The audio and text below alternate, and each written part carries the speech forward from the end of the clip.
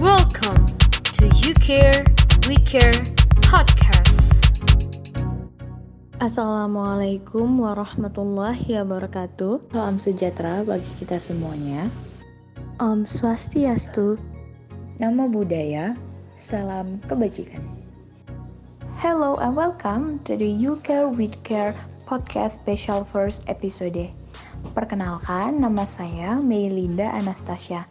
Nah, di sini saya ditemani oleh partner saya yaitu. Halo, perkenalkan nama saya Istiar Izan. Oke, nah teman-teman, di podcast kali ini kami akan mengajak teman-teman semua untuk menggali informasi seputar kejadian yang sering terjadi di sekitar kita. Tentunya dengan spesial bintang tamu yang ahli di bidangnya.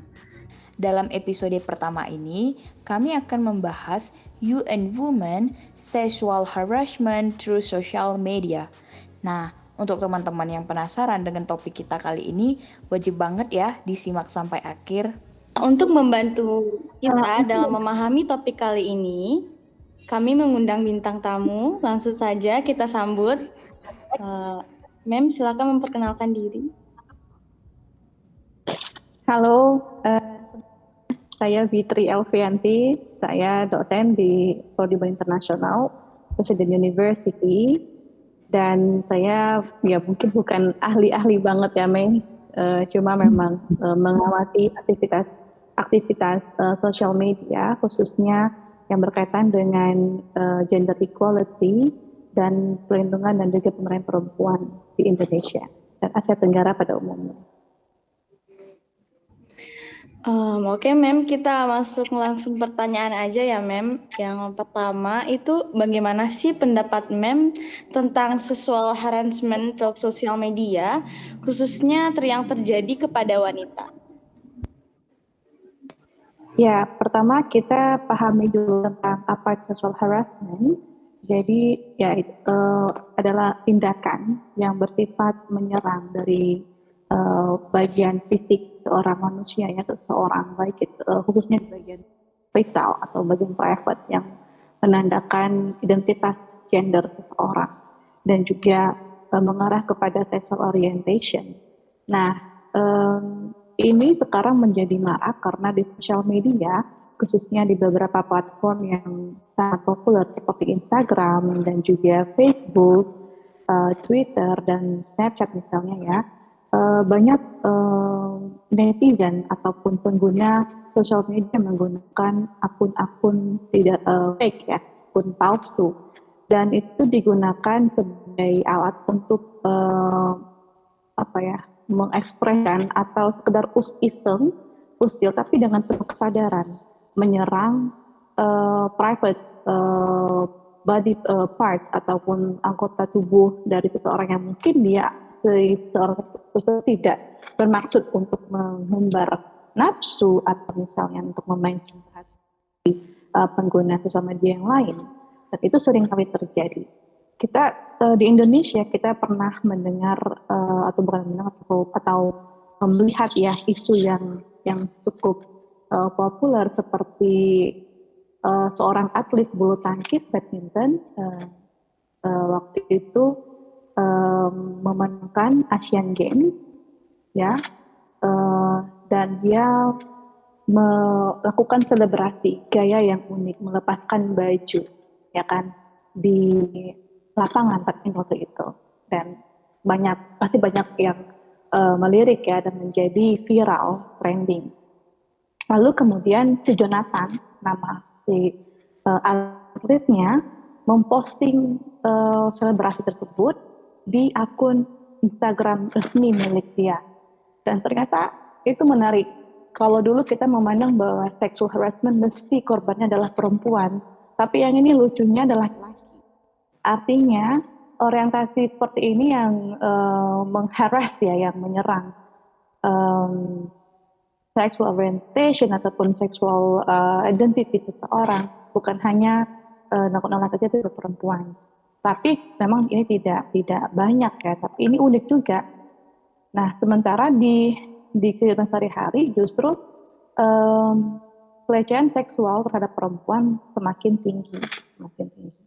Dan juga banyak akun Instagram lainnya yang mengalami hal serupa, bukan hanya Jonathan ya, tapi juga netizen pada umumnya, pengguna sosial media lainnya. Misalnya seorang perempuan ya memposting foto, lalu kemudian foto itu ya cuma dirinya sendiri yang mungkin berpose outfit of the day, tiba-tiba direspon oleh sosial media lain atau netizen dengan bahasa-bahasa yang vulgar, yang itu yang bisa memberikan bekas traumatik psikologis kepada si pemilik akun tersebut. Lalu pertanyaannya adalah mengapa mereka seperti itu? Mengapa mereka tidak kenal si pemilik akun, lalu kemudian dengan santainya mengatakan kata-kata vulgar yang bersifat pornografi ataupun sexual abuse, yang mungkin bisa alasannya adalah pragmatisme. Pragmatisme dalam artian untuk menaikkan rating atau mengundang banyak follower. Ya. Yang kedua juga bersifat penyebabnya adalah kelainan ataupun psikologis, ada gangguan mental karena karena mungkin dia merasa bahwa ini sosial media, dunia maya, orang tidak mengenal dan tidak akan ada tindakan hukum mungkin dapat dilakukan dan pemilik akun tidak akan bisa merespon, dan juga mereka seolah menegasikan ini nggak apa-apa, ini cuma iseng saja, gampang kok di-delete doang. Nah mereka lupa bahwa tweetan ataupun cuitan yang mungkin hanya 2 kata saja, tapi itu sangat membekas di mental ya, psikis si pemilik akun tersebut. Jadi ini semakin marak. Cuma yang sekarang Indonesia juga sudah banyak akun-akun sosial media, para aktivis sosial ya, khususnya para pemerhati hak perempuan dan juga para pendukung perlawanan hukum terhadap kekerasan seksual perempuan menggunakan jalur sosial media untuk memberikan atau memberikan edukasi kepada netizen, kepada para pengguna sosial media tentang apa itu sexual abuse, apa itu harassment, dan mengapa itu sangat bisa meracuni seseorang. Seperti itu. Oke, Mem. Jadi karena adanya kejadian ini di sosial media ya, Mem ya, sexual harassment itu, tanggapan masyarakat terhadap isu ini tuh bagaimana, Mem, menurut Mem? Ya, tanggapan masyarakat tentang isu tersebut ya, isu sexual harassment sangat variasi dan sangat tergantung pada latar belakang masyarakat kita sendiri, dan kita sangat majemuk. Ada banyak faktor yang mempengaruhi pandangan masyarakat, bisa faktor politik, faktor agama khususnya, dan juga faktor budayanya sendiri. Ada beberapa masyarakat yang memandang bahwa kebijakan pemerintah untuk menegakkan hukum terhadap kekerasan seksual yang dialami oleh perempuan dan juga laki-laki ya, bukan hanya perempuan yang menjadi korban sebenarnya, itu masih diperlukan dukungan politik yang sangat kuat di parlemen. Ada masyarakat yang memandang bahwa tidak perlu karena itu semua bukan dikarenakan bukan sebuah produk politik, sehingga tidak perlu dibahas secara serius di parlemen seperti itu. Dan ada juga masyarakat yang memandang itu masih hal yang biasa. Itu dikarenakan patriarki yang masih mendominasi di masyarakat kita. Nah, ini adalah upaya bersama dan tugasnya bersama untuk mendekonstruksi mitos bahwa perempuan memang di bawah laki-laki ataupun menjadi objektifikasi, sehingga segala macam jenis sexual abuse diperbolehkan. Itu tidak benar, dan harusnya kita mendukung upaya pemerintah untuk melakukan pendekatan hukum, memberikan sanksi yang tegas kepada siapapun yang melakukan sexual abuse atau harassment kepada perempuan dan juga laki-laki, siapapun yang terbukti melakukan sexual abuse tadi. Nah, ini juga penting, perlu disimak bahwa research dan development pun juga perlu.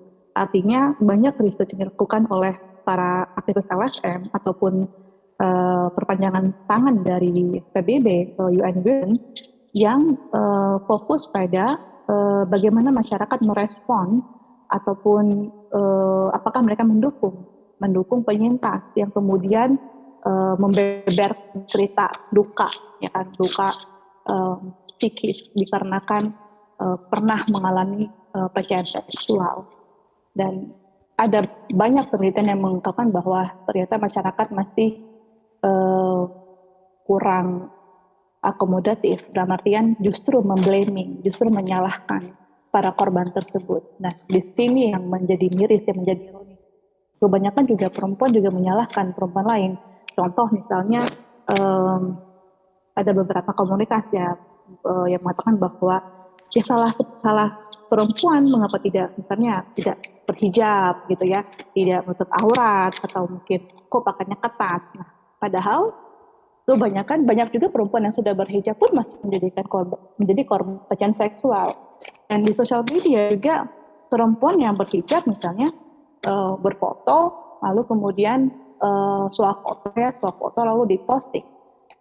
Pakainya sudah rapi gitu kan, tidak menunjukkan lekuk tubuh, tapi masih berpotensi. Nah, artinya jangan blame perempuan gitu, di sini ya. Jadi diperlukan adalah edukasi yang holistik yang menunjukkan kepada generasi muda bahwa bijaklah menggunakan sosial media karena dari kita tidak pernah hilang dan kita tulis di Twitter atau di Instagram itu bisa berimplikasi kepada si pengguna pemilik akun itu ataupun orang lain. Nah, begitu ya. Jadi artinya di Indonesia sendiri patriarki masih sangat mendominasi jarak antara laki-laki dan perempuan yang di mana perempuan menjadi subordinate, seolah-olah hal yang biasa jika perempuan menjadi korban sexual harassment, dan sementara kita baik dari akademisi maupun aktivis LSM terus mengupayakan mendukung pemerintah untuk menjadi lebih tegas menindaklanjuti semua perilaku yang mengarah ke sexual abuse. Dan juga dalam hal ini terkait dengan undang-undang ITE ya, bahwa perlu ada sosialisasi tentang apa saja yang harus dilakukan sebagai pengguna sosial media mendapati komentar-komentar negatif ataupun yang bersifat pornografi dan sex abuse tadi. What should we do? Dan kepada siapa kita akan bercerita? Jadi jangan anggap ini hal yang sepele, biasalah netizen julid itu, biasalah tinggal delete saja. Padahal itu bisa terjadi terus berulang kali menjadi sebuah pola yang akhirnya membentuk sebuah kebiasaan, menjadi sebuah gaya, dan itu tidak akan menyelesaikan sebuah persoalan. Begitu. Nah, baik Mem, terima kasih Mem. Oh ya Mem, tadi juga Mem sempat mention tentang UN Women itu sendiri kan Mem. Nah, menurut Mem selaku bintang tamu kali ini gitu kan, bagaimana Mem bisa menyikapi upaya yang dilakukan oleh UN Women ini sebenarnya udah benar-benar dapat dilihat dan dirasakan itu kepada orang yang mengalami latar belakang mungkin pernah terasa sexual harassment gitu kan Mem. Nah, menurut Mem sendiri gini, apakah upaya yang udah diberikan UN Women ini udah baik untuk korban-korbannya apa gimana Mem? Ya, UN Women mereka bertanggung jawab untuk memainstreaming, harus utamakan gender dalam aspek kehidupan kita. Jadi PBB itu memiliki agenda global yang sangat banyak dan one of them adalah memainstreamkan gender equality atau harus utamakan kesamaan gender, dan khususnya lagi dalam harus utamakan kesamaan hak perempuan dan hak laki-laki, dan lebih sempit lagi harus utamakan peran perempuan di wilayah publik. Artinya ketika perempuan tampil, ketika perempuan memiliki akses untuk bersuah foto lalu posting sosial media, maka dia pun juga memiliki hak untuk melindungi dirinya dari segala ancaman predator ya yang bisa menggunakan alat teknologi yang begitu canggih yang bisa mengotak-atik ya, yang mengcrop bagian tubuh tertentu sehingga kemudian digunakan untuk hal-hal yang tidak bertanggung jawab. Nah, PBB UN Women di sini memberikan dorongan yang simultan ya, simultan dan sistematis kepada para individu, kelompok masyarakat dan juga kelompok agama dan tokoh masyarakat untuk terus bergerak bersama untuk mengurus utamakan gender equality. Nah, mengenai respon UN Women terhadap korban pelecehan seksual yang melapor atau mungkin yang berkeluh kesah ya, sebenarnya UN Women memberikan dukungan kepada beberapa aktivis perempuan yang menggunakan the power of hashtag. Jadi hashtagging seperti MeToo, She for He, lalu apalagi ada beberapa hashtag lah ya yang dipopulerkan oleh aktivis perempuan yang juga berafiliasi dengan PBB, khususnya UN Women. Nah, bagaimana dampaknya? Apakah cukup memuaskan atau tidak?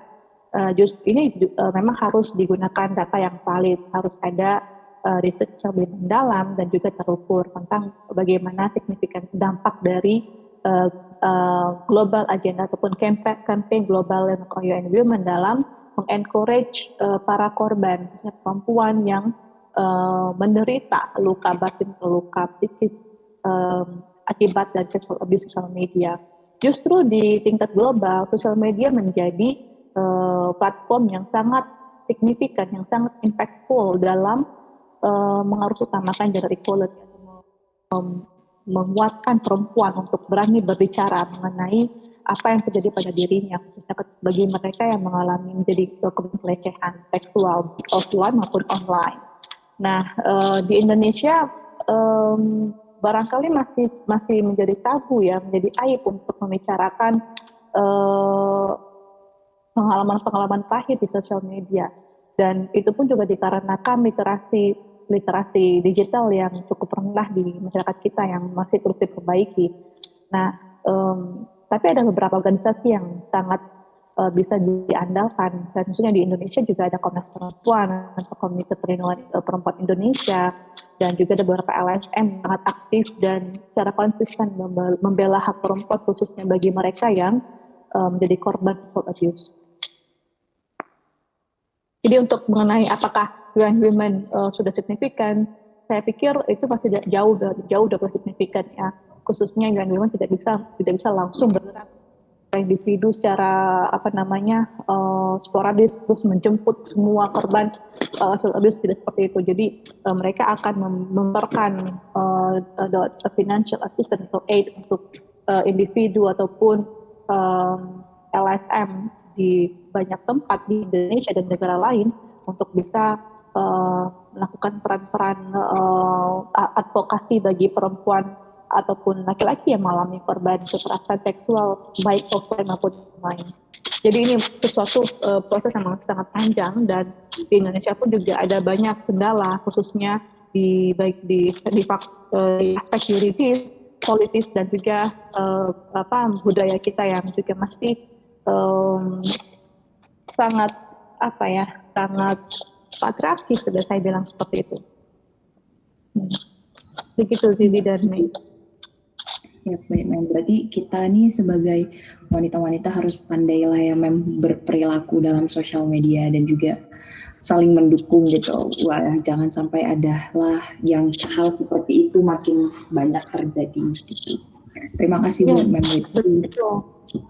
Ya. Terima kasih buat Mem Mitri, karena kita memiliki keterbatasan waktu. Mungkin kita bisa langsung aja menyimpulkan materi yang kita dapat hari ini, dan selanjutnya apakah ada nih harapan dari Mem Mitri tentang sexual harassment through social media itu sendiri?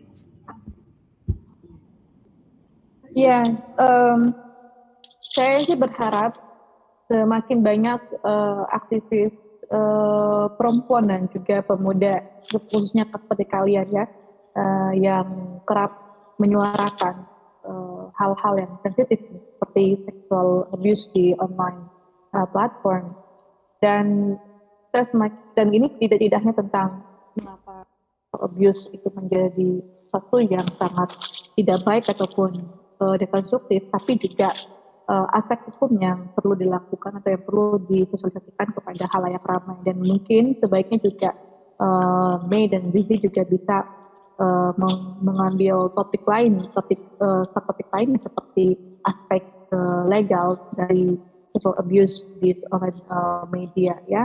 Jadi kita sama-sama tetap saling mensupport bersama perempuan dan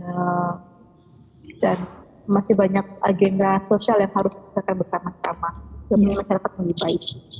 Baik, Mem. Oke, Mem. Demikian diskusi kita hari ini. Semoga dapat menambah wawasan dari pendengar. Terima kasih kepada narasumber yang telah hadir pada episode kali ini dan memberikan informasi yang menarik tema kita kali ini. Terima kasih kepada pendengar yang telah menyimak episode kita kali ini dengan tema Sexual Harassment Talk Social Media. Untuk mengetahui lebih lanjut mengenai Sexual Harassment Talk Social Media dan materi-materi yang terkait, kalian bisa mengunjungi website kami di www.youcarewecare20.wixsite.com/home. Jangan lupa ya untuk mengisi feedback yang ada di website kami. Sekali lagi terima kasih dan sampai jumpa di episode selanjutnya. Bye-bye, sampai jumpa. Terima kasih.